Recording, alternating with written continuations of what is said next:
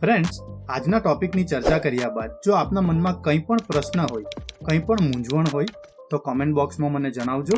હું ચોક્કસ આપના પ્રશ્ન, આપની મૂંઝવણને દૂર કરવાનો પ્રયત્ન કરીશ. સો ફ્રેન્ડ્સ, ચાલો આજના ટોપિકની ચર્ચા શરૂ કરીએ. ફ્રેન્ડ્સ, આજના વિડીયોમાં આપણે ચર્ચા કરીશું વિશેષણ અને તેના પ્રકાર વિશે. ધોરણ 10, ધોરણ 12 અને ત્યારબાદ અલગ અલગ સ્પર્ધાત્મક પરીક્ષાઓમાં વિશેષણ અને તેના પ્રકાર અંગે અલગ અલગ પ્રશ્નો પૂછાતા જ રહે છે. તો એક પરીક્ષાર્થી તરીકે આ ટોપિકની ચર્ચા આપણે કરવી જ રહી. ફ્રેન્ડ્સ, સૌથી પહેલાં આપણે વિશેષણ એટલે શું તેને સરળ ભાષામાં સમજવાનો પ્રયત્ન કરીએ.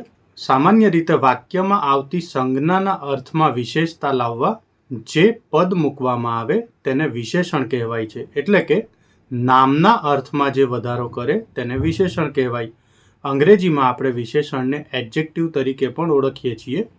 અહીં આપણે જોઈએ તો લાલ ગુલાબ અને ઊંચો હિમાલય.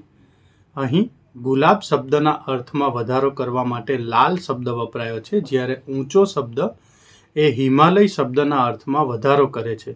ગુલાબ તો છે પણ કેવું છે? લાલ છે. તો લાલ શબ્દને આપણે વિશેષણ એટલે કે એડજેક્ટિવ તરીકે ઓળખાવી શકીએ.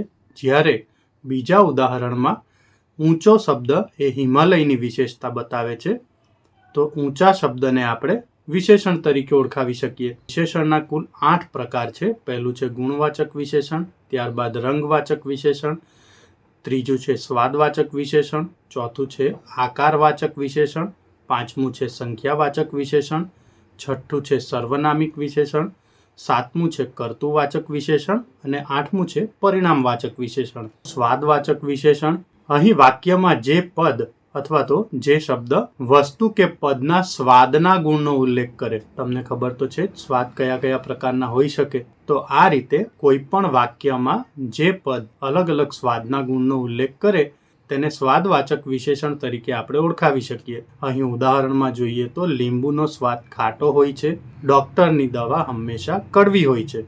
તો પહેલા વાક્યમાં ખાટો શબ્દ લીંબુમાં રહેલા સ્વાદનો ઉલ્લેખ કરે છે, જ્યારે બીજા વાક્યમાં કડવી એ ડોક્ટરની દવાના સ્વાદનો ઉલ્લેખ કરે છે. તો અહીં ખાટો અને કડવી આ બે શબ્દને આપણે સ્વાદવાચક વિશેષણ તરીકે ઓળખાવી શકીએ.